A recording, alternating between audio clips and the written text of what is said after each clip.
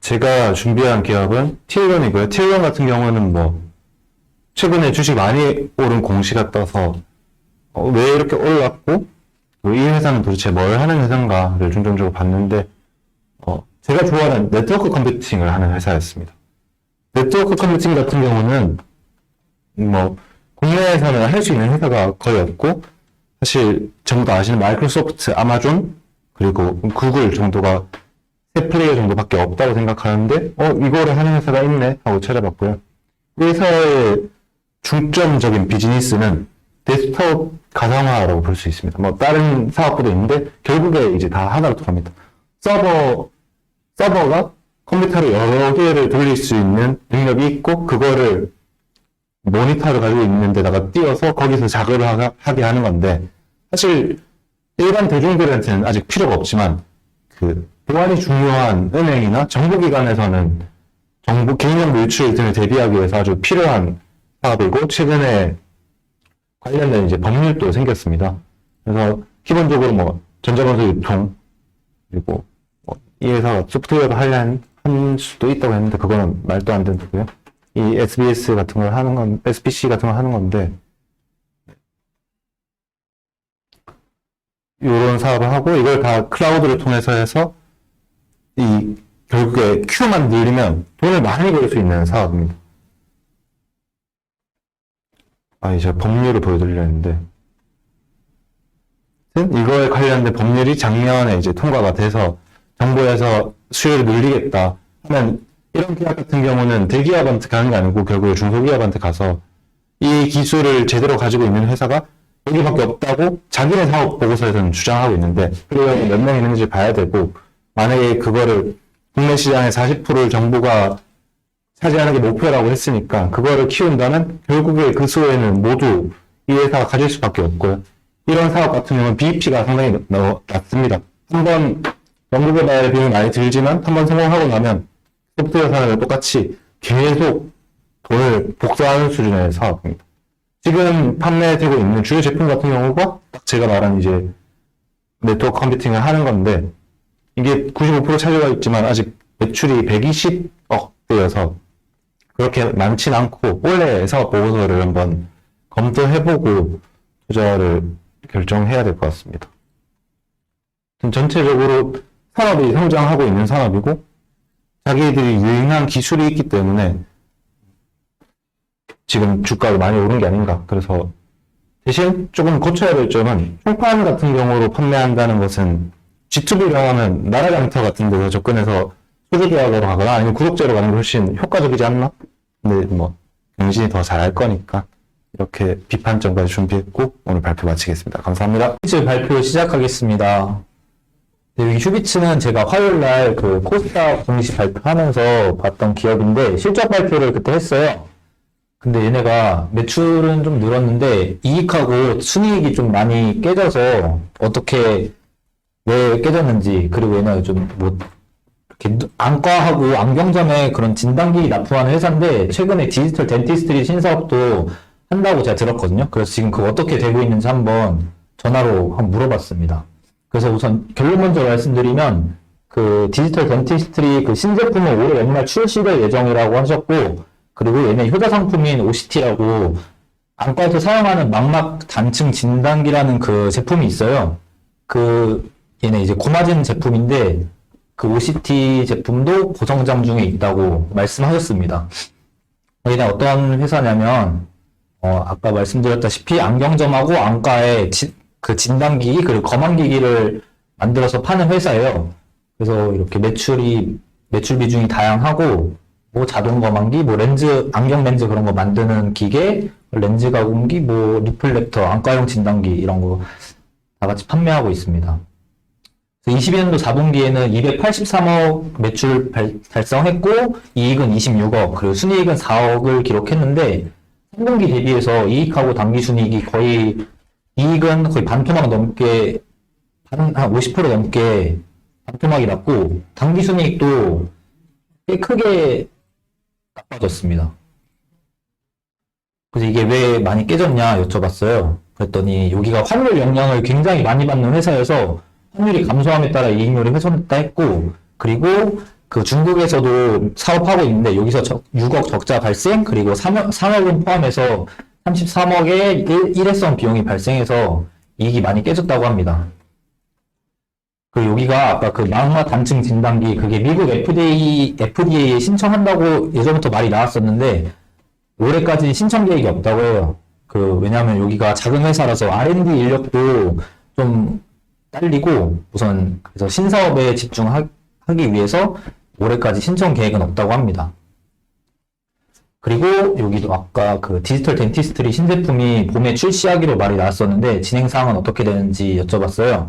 그래서 다음 달부터 3월부터 해외 전시에 나갈 예정이고 본격적인 영업은 연말쯤부터 예상되고 핵심 장비는 4분기 출시 예정이라고 하셨습니다. 근데 여기가 과거에도 현미경 사업 진출했다가 크게 깨진 적이 있어서 뭐 주의 깊게 봐야 할 것 같고요. 그리고 또 이전에 3D ATI 사업이라고 뭐 그 산업용 그런 공사 장비인데 그것도 하다가 결국엔 21년도에 개발비 손상 처리하고 지금 아예 손 뗐다고 합니다.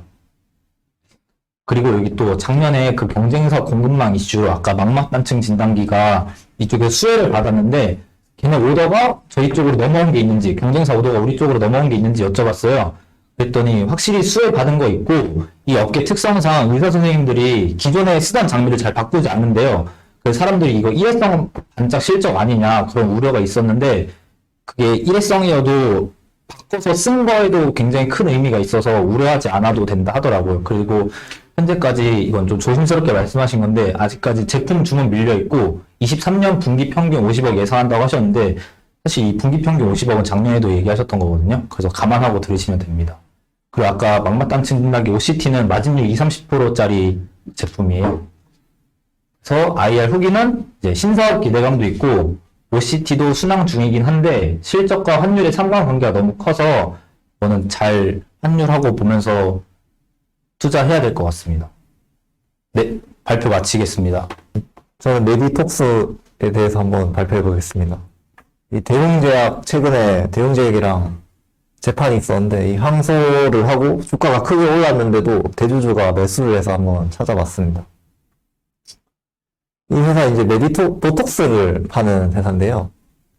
최근에 대웅제약이랑 이 회사에 이제 그 운명이 걸린 그런 재판이 있었습니다. 이 결과는 이제 대웅제약이 졌고요.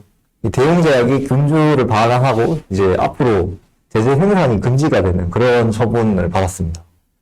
그 이후에 주가는 이제 메디톡스가 많이 올랐고 이제 대웅제약이 폭락을 하면서 이 대웅제약이 이제 앞으로 이 나보타라고 하는데 이 보톡스 제품을 이 나보타의 생산을 멈추게 되고 이 앞으로 어떻게 될지 한번 봐야 될 것 같고 이 나보타 같은 경우에는 굉장히 성장이 굉장히 큰 제품이었는데 이 대웅제약의 메인 매출 비중이 이제 그렇게 크진 않지만 8% 정도 오르사랑 비슷하거나 그 이상을 내던 제품이었는데 이 미국에서도 지고 국내 재판에서도 지게 되면서 이 제품 생산을 못하게 돼서 미국에 판매는 가능하지만 제품 생산을 못하는데 팔지 못하면 제품 생산을 못하는 이제 판매 권한은 있지만 그런 지경까지 와버려서 이 대웅제약이 앞으로 이걸 어떻게 헤쳐나갈지 그것도 한번 관전 포인트인 것 같고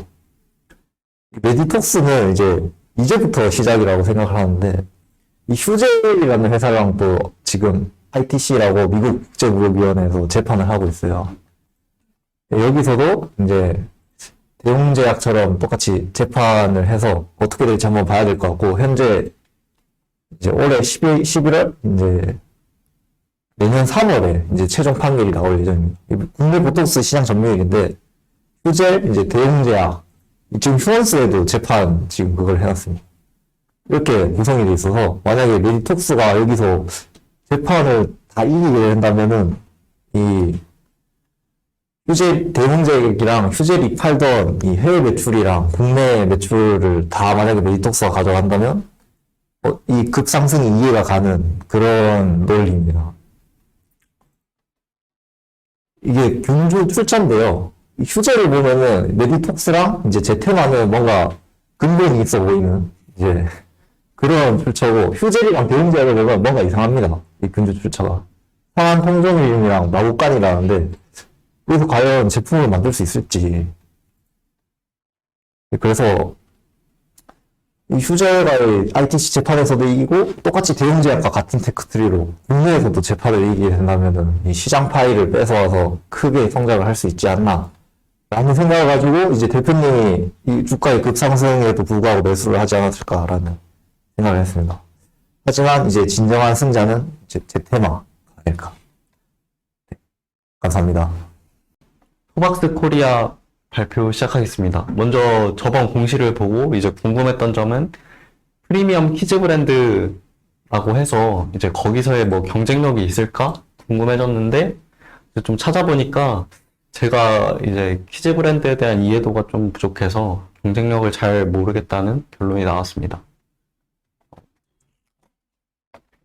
네, 설명드리면 이제 사업 내용은 유아동 신발 등의 프리미엄 브랜드를 런칭했고 그다음에 프리미엄 브랜드의 그런 전문 셀렉숍을 하고 있습니다.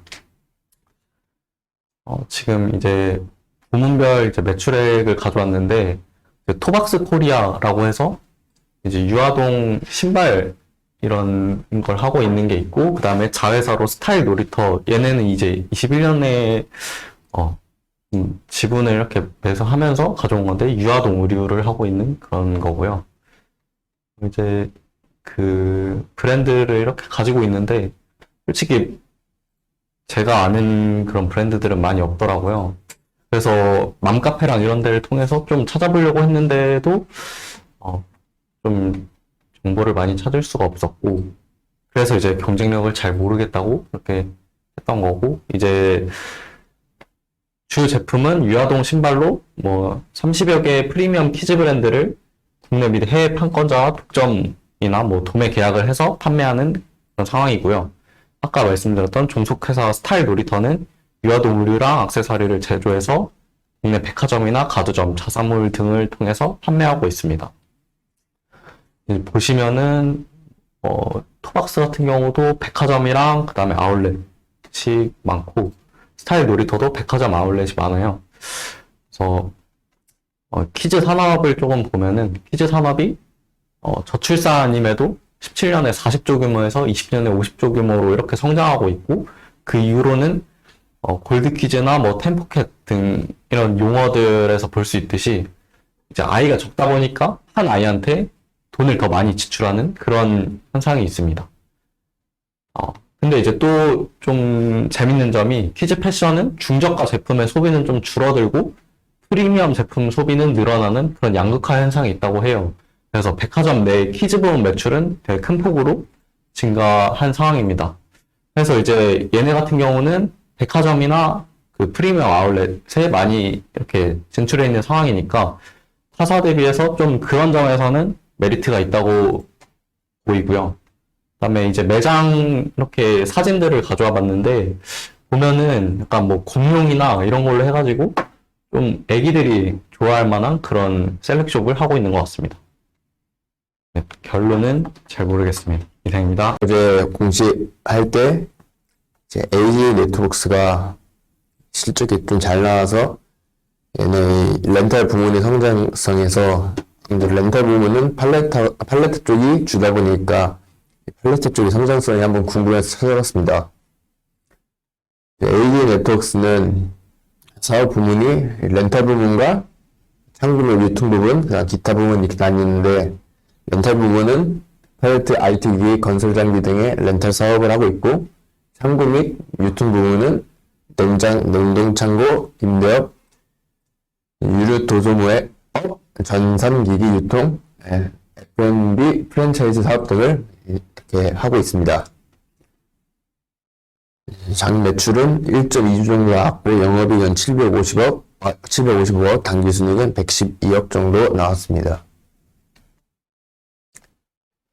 3분기 기준 매출 비중은 렌탈 부문에서 51.2%, 창고 및 유통 부문에서 40.7%, 기타에서 한 8% 정도 나왔고 그 실적이 좋았던 주요 원인으로는 렌탈 시장 성장에 따른 렌탈료 수익 및 영업이익 증가라고 나와 있습니다.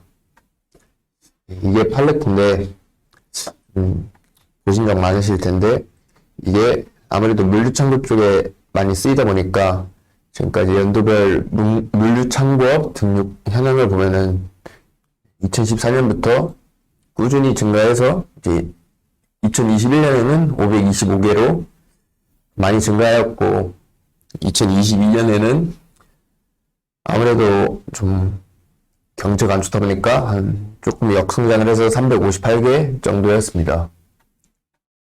하지만 또 이 관련 국내 이커머스 시장 성장 추이가 계속 꾸준히 증가하고 있고 2026년에는 한 300주 정도 예측이 되고 있기 때문에 앞으로 몇 년은 더 성장하지 않을까 이렇게 한번 생각해 봤습니다. 네, 감사합니다.